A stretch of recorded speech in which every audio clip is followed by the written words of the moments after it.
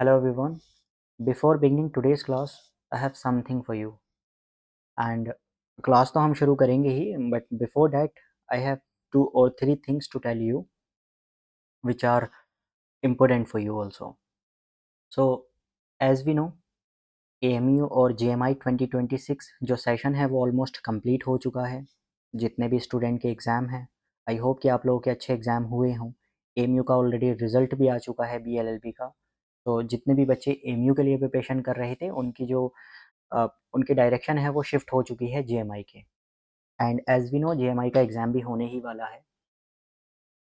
सो अभी तक की बात हम करें, अली फाउंडेशन में आप जो अली फाउंडेशन का यूट्यूब चैनल है वहाँ पर आप देखेंगे कि जो वीडियोस हैं वो स्कैटर्ड फॉर्म में हैं. यहाँ से हम शुरुआत करने वाले हैं इस वाले सेशन से. और मुझे कहना चाहिए ये जो हम अपकमिंग 2027 सेशन है उसके लिए हमारे पास कई सारी चीज़ें हैं जो कि जैसे जैसे आपका एग्ज़ाम करीब आएगा हम उसमें बताते रहेंगे क्या चीज़ें हैं क्या नहीं हैं. बहुत सारी चीज़ें आपके लिए इस सेशन में स्पेशल रहने वाली हैं.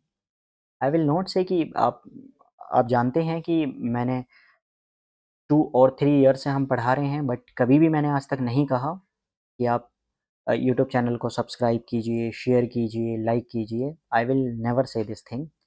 और अभी भी नहीं कह रहा, मैं बिल्कुल नहीं कहूँगा, मैं कभी कहूँगा भी नहीं.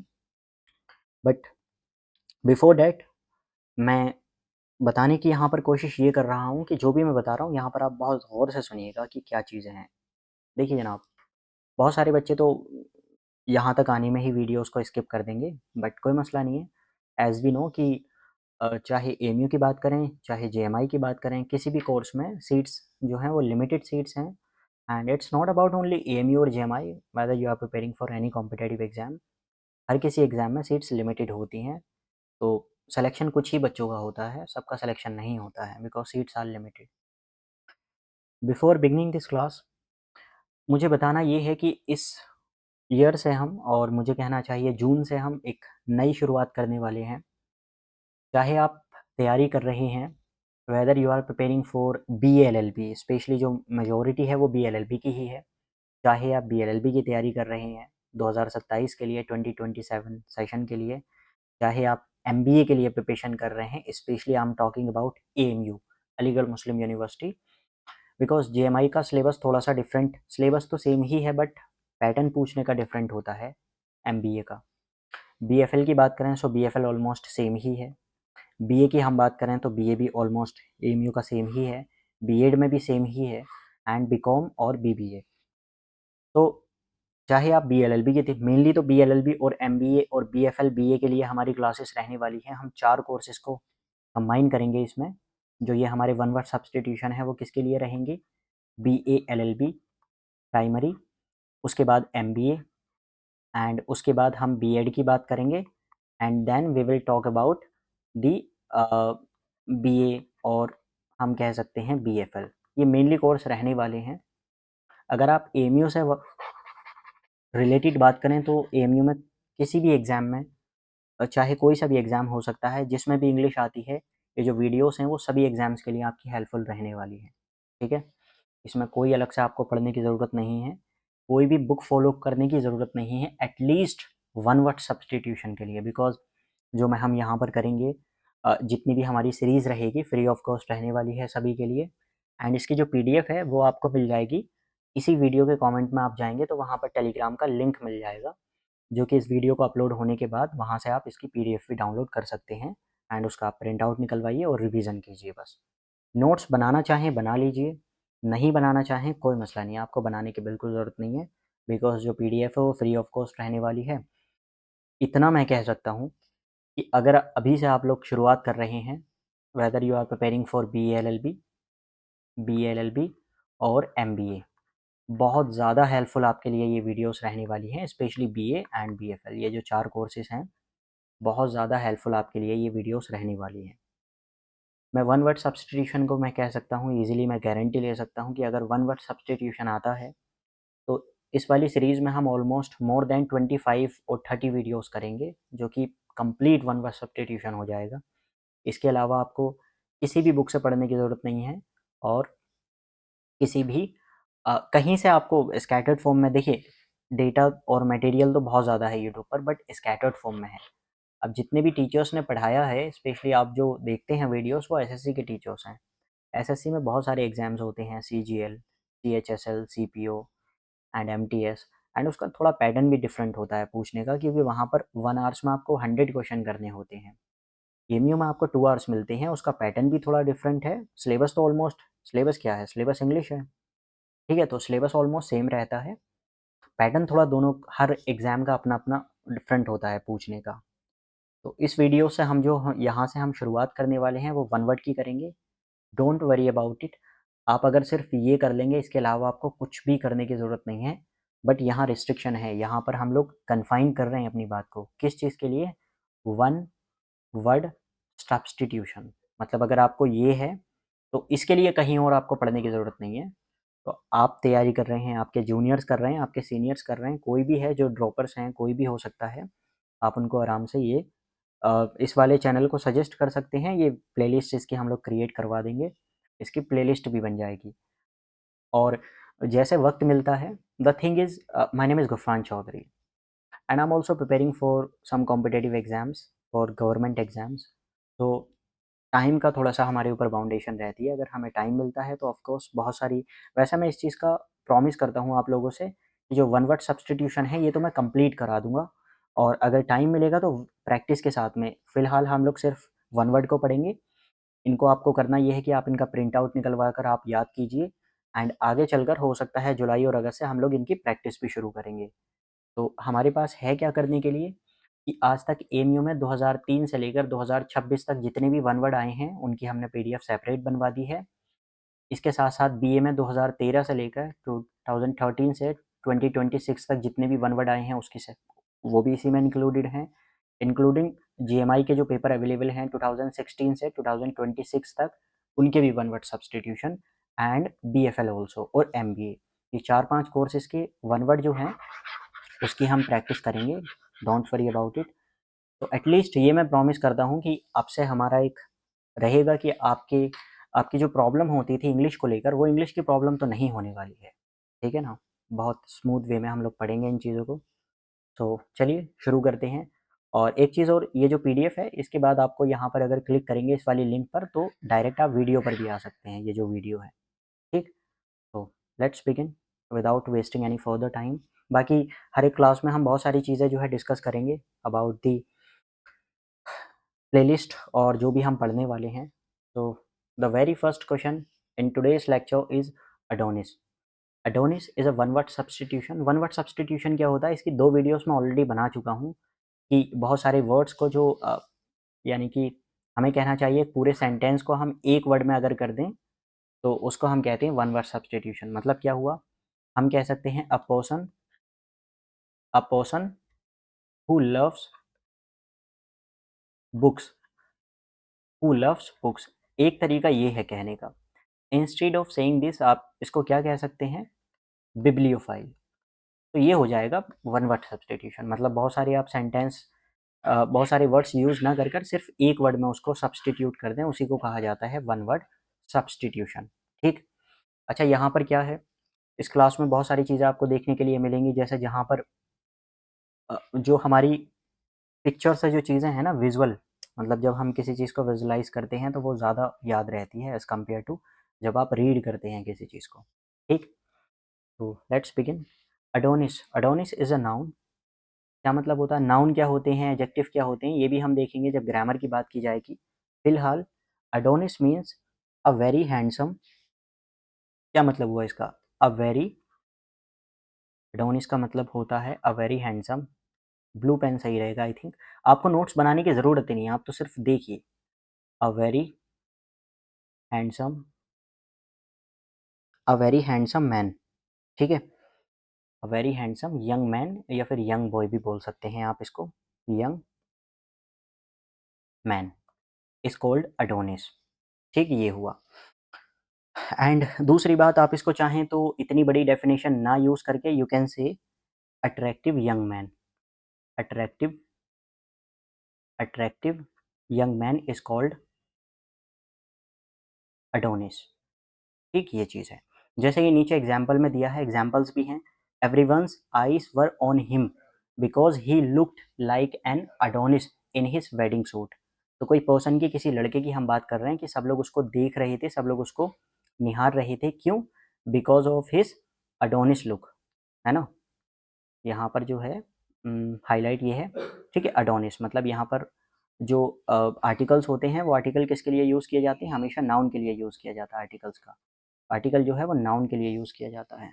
Before the noun we use an article. तो everyone's eyes were on him because he looked like an Adonis in his wedding suit. कोई लड़का है, उसकी शादी हो रही थी, तो वेडिंग सूट में वो कैसा दिखाई दे रहा था? अडोनिस मतलब अट्रैक्टिव यंग मैन, और a very handsome young man is called Adonis, ठीक है। Next begin.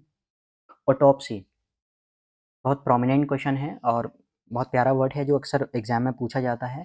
ऑटोप्सी की अगर आप डेफिनेशन देखेंगे तो आपको डिफरेंट दिखाई देगी। मतलब एक तरीका तो ये है इसको कहने का कि we can say examination of a dead body to determine the cause of death. एक तरीका तो ये हुआ। अब हमें घिसे पिटे रीति रिवाजों पर नहीं जाना है, फिर मैं बता रहा हूँ। एक तरीका तो ये है वन वर्ड को कहने का, वही गूगल वाली definition, examination of a dead body to determine the cause of death.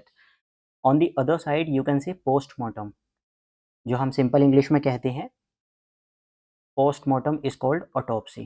Postmortem.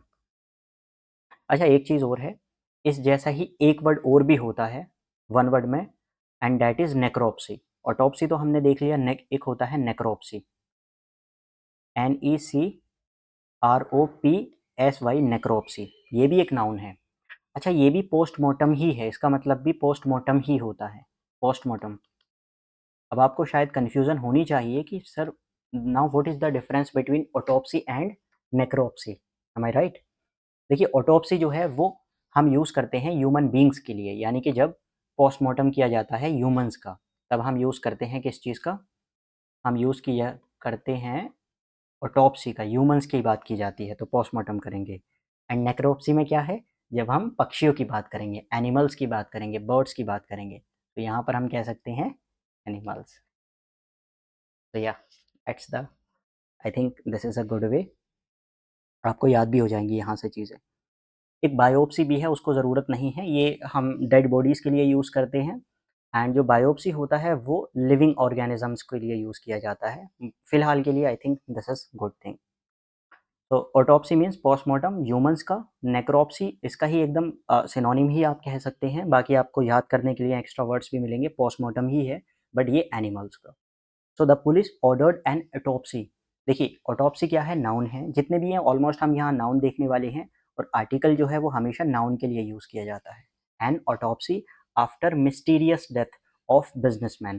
किसी बिजनेसमैन की डेथ हो गई थी, तो अब पुलिस ने ऑर्डर क्या दिया कि भाई इनका पोस्टमार्टम कराया जाए, ताकि कम से कम इनका जो कॉज है, डेथ का जो कॉज है, मिस्टीरियस जो डेथ हुई है, उसका पता तो लग पाए हमें। तो the police ordered an autopsy after the mysterious death of businessman. ठीक। Next begin.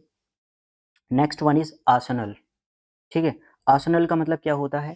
एक वे तो इसको ये है कहने का, अ कलेक्शन और storehouse of weapons, ammunition and military equipment. एक तरीका तो ये हुआ, फिर मैं बोल देता हूँ। अ collection of store house of weapons, ammunition and military equipment. On the other side हमारे पास विजुअल्स हैं यहाँ पर। आर्सेनल क्या हो जाएगा? आर्सेनल यानी कि जहाँ पर मिलिट्री इक्विपमेंट रखे जाते हैं, ये जो आपको दिखाई दे रहा होगा, जहाँ पर बुलेट्स होती हैं, एम्यूनिशन होते हैं, ठीक है, उसको ही हम लोग क्या कहते हैं? इसको ही कहा जाता है आर्सेनल। अच्छा आर्मरी भी है, ये भी ऑलमोस्ट सेम ही है, इसका भी मतलब सेम ही है, दोनों ही एक दूसरे के सिनोनिम है। एक और है, इसमें कंफ्यूज मत होना, MOURY, कहीं कहीं आपको ये दिखाई देगा यू। तो ये डिफरेंस है, एक जगह यूएस में यूज़ करते हैं, ठीक है, एक जगह हम जो है वो यूके में यूज़ करते हैं। तो यू आर्मरी ऊपर वाली स्पेलिंग भी ठीक है, नीचे वाली भी करेक्ट है, don't worry about it. We have two words, arsenal and armoury. What does it mean? इनको एक तरीका तो वही जो मैंने कहा कि अ कलेक्शन और storehouse of weapons, ammunition and military equipment. दूसरा तरीका आप ये कह सकते हैं वेपनरी। जो भी वेपन्स हैं, इस वेपनरी को ही हम लोग क्या कहते हैं? आर्मरी कहा जाता है, ठीक है, जहाँ पर इनको रखा जाता है, तो इसको आप लोग कह सकते हैं वेपनरी, PONRY, वेपनरी, ठीक है। तो नीचे एग्जाम्पल क्या है, ड्यूरिंग द वॉर, यानी कि वॉर के दौरान the enemies Arsenal was severely damaged, जो इनके एम्यूनेशन थे, जितने भी इक्विपमेंट थे, उसको क्या कर दिया हमने, डैमेज कर दिया। So during the war the enemies Arsenal was severely damaged, यानी कि उनके जो जितने भी इक्विपमेंट थे उनको बहुत ज़्यादा डैमेज पहुंचा या डैमेज कर दिया गया था, हो गए थे वो। ठीक, आर्मरी क्या होता है, अ प्लेस, अच्छा वो भी मैं लिख देता हूँ, कोई मसला नहीं है, मतलब कोई प्रॉब्लम वाली बात ही नहीं है। आप इसको ये भी कह सकते हैं, a place, a place where weapons, जितने भी ये वेपन्स होते हैं, weaponry, a place where weapons are kept और आर स्टोर्ड, ये भी कह सकते हैं। ठीक है, ये इसकी डेफिनेशन हुई। डेफिनेशन पे हमें नहीं जाना है। एक वर्ड और भी होता है, एमिनेशन, जो मैंने अभी पीछे यूज़ किया था, एमिनेशन, एम्यूनेशन। ठीक, इनको क्या कहते हैं सर, इसका क्या मतलब हुआ, एमिनेशन जो है ना, ये जितनी भी मतलब गन पाउडर वगैरह हैं, आप कह सकते हैं बुलेट्स, जितनी भी बुलेट्स होती हैं या शेल्स हैं, जो बुलेट के शेल्स होते हैं, खाली शेल्स हैं, और एक्सप्लोसिव मटेरियल जो भी है, ये सब के सब एमिनेशन की ही कैटेगरी में आते हैं। इनको सबको हम लोग क्या बोलते हैं, एमिनेशन कहा जाता है। ठीक, तो इसको आप लोग कह सकते हैं अ स्टोर हाउस, और बाकी ये फोटो देखकर समझ में आ रहा होगा किसको कहा जाता है, आर्सेनल, जहाँ पर इक्विपमेंट वेपन्स रखे जाते हैं। नेक्स्ट वर्ड इज अकाइव, बहुत बार आपने देखा होगा। One way is to say a collection of historical records, documents, manuscripts और ऑफिशियल पेपर्स, यानी कि जहाँ पर हिस्टोरिकल रिकॉर्ड्स रखे जाते हैं। एक तरीका ये हुआ, वही घिसा पिटा हमारा जो है, जो हम अक्सर यूज़ करते हैं, मतलब अभी तक याद करते आ रहे होंगे आप। ठीक है, दूसरा तरीका हम क्या कह सकते हैं सर, दूसरा तरीका यही है, आप ये कह सकते हैं अ कलेक्शन ऑफ, कई सारी डेफिनेशन है लिखने के लिए। आपको मेनली जो है ना, वो एग्जाम में डेफिनेशन नहीं पूछी जाती, आपको रिलेट करके दिया जाता है। तो हम कह सकते हैं अर्काइव्स का मतलब होता है कलेक्शन ऑफ रिजर्व, जिनको रिजर्व करके रखा जाता है, प्रिजर्व्ड हिस्टोरिकल रिकॉर्ड्स या हिस्टोरिकल डॉक्यूमेंट्स। ठीक है, दैट इज कॉल्ड अर्काइव। तो हिस्टोरियंस यहाँ पर क्या है, example, historians visited the archives to study ancient government records. Suppose कीजिए, जितने भी चाहे दिल्ली सल्तनत हो, चाहे मुगल्स हों, या फिर जो पास्ट प्री हिस्टोरिक जितने भी रिकॉर्ड्स हैं, उन सारे ही रिकॉर्ड्स को जो है ना, वो जो कलेक्शन है, उनको ही कहा जाता है अर्काइव, जहाँ पर रिजर्व करके रख रहे हैं, या ओवरऑल उन्हीं चीज़ों को हम कहते हैं, उन रिकॉर्ड्स को ही कहा जाता है। ठीक है, a collection of historical documents and records are called archive. सबसे अच्छा हमारे पास एग्जाम्पल है, historians visited the archive to study ancient government record, यानी कि जो प्राचीन गवर्नमेंट रिकॉर्ड थे, उनको स्टडी करने के लिए क्या किया, हिस्टोरियंस ने आर्काइव विजिट किया। आर्काइव इज अ प्लेस जहाँ पर collection of preserved historical documents रखे जाते हैं। ठीक, चलिए, नेक्स्ट वर्ड इज अनल्स।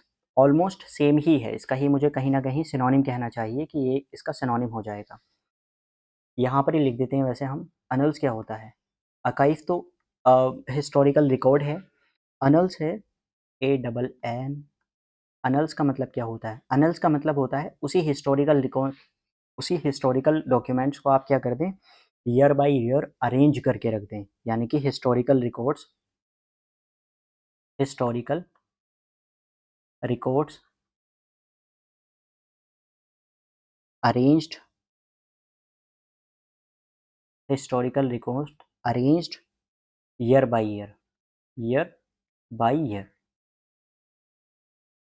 ठीक है, जैसे सपोज़ कीजिए क्या हुआ था सर, पहले कौन आए थे, दिल्ली सल्तनत वाले आए थे 1300 में, उसके बाद पहले कौन, पहले दिल्ली सल्तनत, फिर उसके बाद मुगल्स, ठीक, फिर उसके बाद कौन आए थे, डच वगैरह, आई थिंक इस टाइप से ही है इनका सीक्वेंस पूरा, फिर कौन, फिर ब्रिटिशर्स, फिर ब्रिटिशर्स। तो इसको ही इस टाइप से हम लोग कह सकते हैं कि जब आप इनको अरेंज कर दें, मतलब दिल्ली सल्तनत वाले, फिर मुगल्स आए थे, फिर कौन आए थे, ब्रिटिशर्स आए थे, ये सबको आप अरेंज कर दें ईयर बाय ईयर, एंड इसके बाद ही हमारा क्या आता है, मॉडर्न इंडिया आता है। फिर जाकर कहीं मॉडर्न इंडिया की बातें की जाती हैं कि 19 मॉडर्न इंडिया, उसके बाद कहीं बात की जाती है कि 1947 में हमारी कंट्री आज़ाद हुई थी ब्रिटिशर्स से, उसके बाद कॉन्स्टिट्यूशन लिखा गया। जब आप सीक्वेंस में रिकॉर्ड बना दें उनका, दैट इज कॉल्ड अनल्स। ठीक, यही है ऑलमोस्ट पीछे वाली स्लाइड का और ये सेम हो जाएगी यहाँ पर। Next word is albumen. What does it mean? Albumen जो एग है, एग का जो वाइट वाला पोर्शन होता है ये, है ना, अक्सर आपने जो एग देखा होगा, ये जो एग है इसका जो वाइट वाला पोर्शन है इसको हम लोग कहते हैं एल्ब्यूमेन। और एक इसके अंदर आपको दिखाई देगा ये येलो वाला पोर्शन, इसको कहा जाता है योक। ठीक है, ये क्या है सर? ये है योक। तो this is called yolk, YOL के योक। ठीक, एंड ये जो है यही हो जाएगा हमारा एल्ब्यूमेन। तो मुझे लगता है इसको डेफिनेशन देने की ज़रूरत ही नहीं है, दिस इज कॉल्ड एल्ब्यूमेन। ठीक है, यहाँ पर हमने लिख लिया इसको। बाकी वाइट पोर्शन जो है एग का, है ना, वाइट वाइट पोर्शन जो एग का होता है उसको ही हम लोग क्या कहते हैं, ये हमने देख लिया। अगर आप चाहें तो लिख सकते हैं द येलो पार्ट। लिखने की ज़रूरत ही नहीं है, मतलब समझ जाएंगे ना यहाँ पे। ठीक है, जैसे ये है द शेफ़। शेफ़ कौन होता है?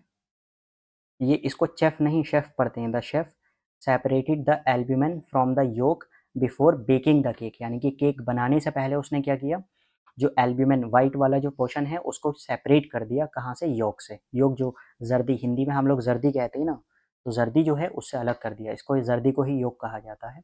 एंड एल्ब्यूमेन जो है वो हमारा वाइट वाला जो पार्ट होता है एग का, उसको कहते हैं। ठीक है, the white part of an egg. Amphibian. Okay, amphibian का मतलब क्या होता है सर? एम्फीबियन का मतलब होता है मतलब उनके लिए हम लोग यूज़ करते हैं जो एनिमल्स होते हैं।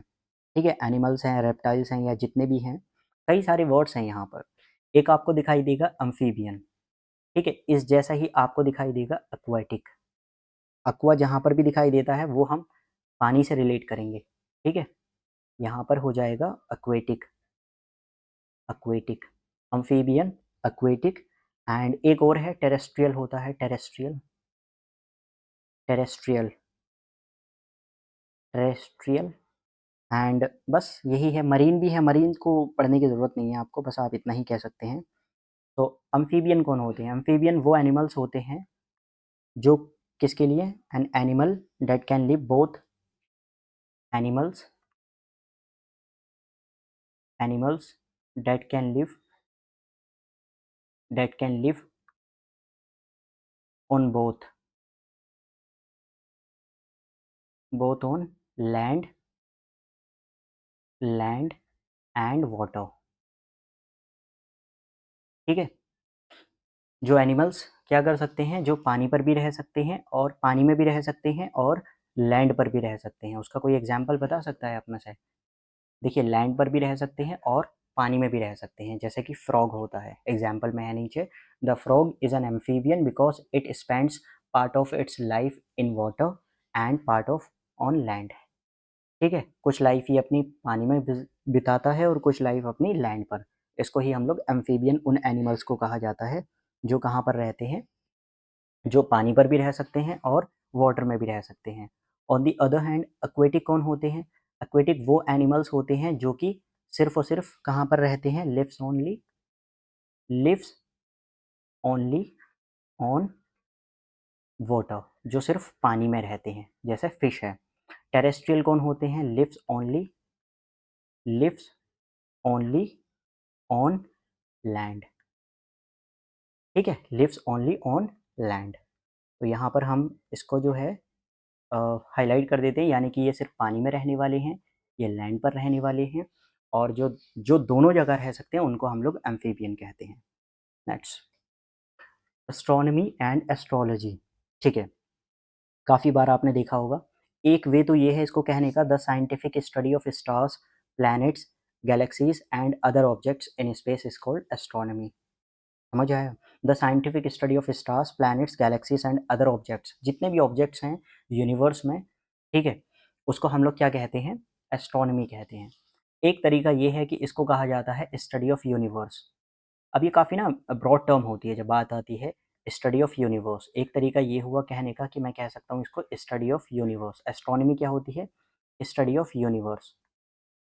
ठीक है, ये चीज़ हुई। अच्छा, दूसरा तरीका ये हुआ इसको कहने का कि साइंटिफिक स्टडी, या आप ये कह सकते हैं study of study of stars, यानी कि जितने भी स्टार्स हैं हमारे यूनिवर्स में उसकी जब आप स्टडी करते हैं, जब आप प्लैनेट्स की स्टडी करते हैं, मार्स की या फिर जुपिटर की, नेपच्यून की, जितने भी हैं, पर्टिकुलरली इन प्लैनेट्स की हम बात करेंगे, स्टार्स की, प्लैनेट्स की, और जितनी भी गैलेक्सीज हैं, गैलेक्सीज, इनको हम कहते हैं एस्ट्रोनॉमी। ठीक है, जिस भी पर्सन को यूनिवर्स में इंटरेस्ट होता है, गैलेक्सीज ये हो जाएंगी सब की सब। स्टडी ऑफ स्टार्स, प्लैनेट्स और गैलेक्सीज इज कॉल्ड एस्ट्रोनॉमी। ठीक, या आप इसको स्पेस साइंस भी कहते हैं, अक्सर कहा जाता है ना, स्पेस साइंस कहा जाता है इसको, तो ये चीज़ हो जाएगी। एक है, इस जैसे ही एक टर्म होती है कॉस्मोलॉजी। कॉस्मोलॉजी आपको देखने के लिए मिलेगा अक्सर, इसमें कन्फ्यूज़न होती है। कॉस्मोलॉजी, कॉस्मोलॉजी है ये भी स्टडी ऑफ यूनिवर्स, ये भी स्टडी ऑफ यूनिवर्स ही है, मैं बता रहा हूँ आपको, क्योंकि कन्फ्यूज़न होती है किसी भी, आप बहुत सारी बुक्स हैं जिसमें आपको देखने के लिए मिलेंगी एस्ट्रोनॉमी क्या है, स्टडी ऑफ यूनिवर्स, कॉस्मोलॉजी क्या है, स्टडी ऑफ यूनिवर्स। लेकिन जैसे लिखने के लिए हम भी इसको लिख सकते हैं study of universe, study, study of universe, universe. अब यहीं से एक प्रॉब्लम अराइज हो जाती है कि सर देखिए, आप बात कर रहे हैं एस्ट्रोनॉमी में भी स्टडी ऑफ यूनिवर्स बात कर रहे हैं, कॉस्मोलॉजी में भी स्टडी ऑफ यूनिवर्स की बात कर रहे हैं, सो डिफरेंस क्या है दोनों में? जो एस्ट्रोनॉमी है उसमें हम बात करते हैं पर्टिकुलर स्टार्स की, यानी कि जो स्टार्स हैं, जैसे कि हमारा सन है वो भी नियरेस्ट स्टार ही है, हमारे सोलर सिस्टम का जो पार्ट है वो स्टार, मतलब हमारा जो स्टार है वो सन है। ठीक है, या प्लैनेट्स हैं, जितने भी 8 प्लैनेट्स हैं उनकी स्टडी के बारे में, या गैलेक्सीज हैं जिसमें हम रहते हैं, ठीक है, मिल्की वे गैलेक्सी, इनके बारे में बात करते हैं। कॉस्मोलॉजी क्या है? कॉस्मोलॉजी भी स्टडी ऑफ यूनिवर्स है, लेकिन स्टडी ऑफ यूनिवर्स है तो है क्या? ओरिजिन की जब आप बात करेंगे, स्टडी ऑफ यूनिवर्स ओरिजिन, या study of its origin, origin and evolution, and evolution, evolution of universe.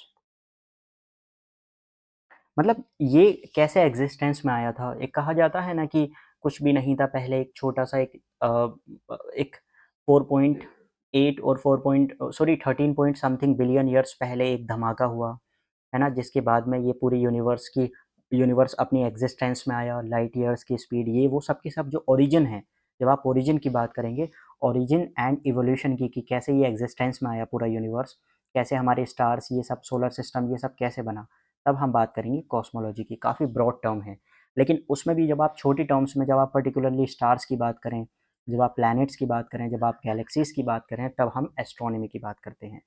ठीक है, सो शी डेवलप्ड, किसी भी एक पर्सन की बात कर रहे हैं, she developed an interest in astronomy after observing the night sky through a telescope.